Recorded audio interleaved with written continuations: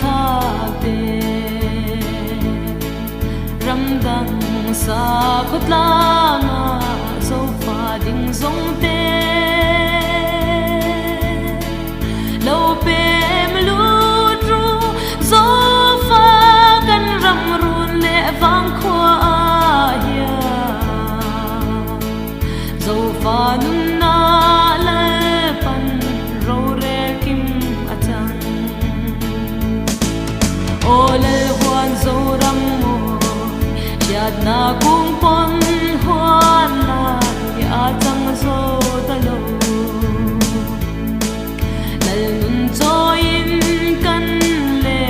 va ko chin sia te sem sem dam dam e beauty na nun kan lang ta e ko ver ma fa kan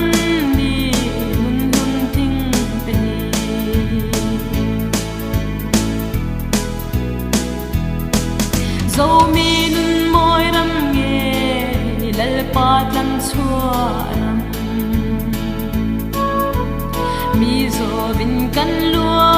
e mi zo ni na e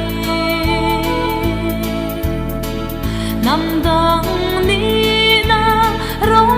kai ma ngai lal pan min li thak sa lal ram thuam kim kan dang silo ole huan zo ram mo siat na kung pon huan la ya chang zo ta lo lal nun zo in kan le va ko chin chia te sem sem dam dam e beauty na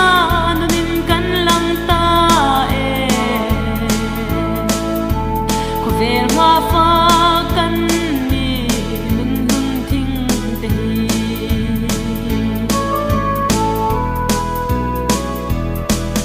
lal huan mo hi zo ram mi zo te le na lal da na om te hian pa fungan cho ye le lom na par an vul za e lal kul binga nam dang rulam lu talo o lal huan zo ram mo siat na kung pon huan la ya tang zo talo lal nun zo in kan le va ko chin chia te sem sem dam dam e beauty na nun kan lang ta e ko ver ma fa kan ni nun hun thing te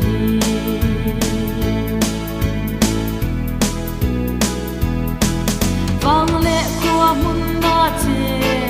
ni zo kan ni ai asa te ro re na ani nam dang ral tho zo fa dai dan na puan kan lip ta e mi thiang trong trai kan ram atua me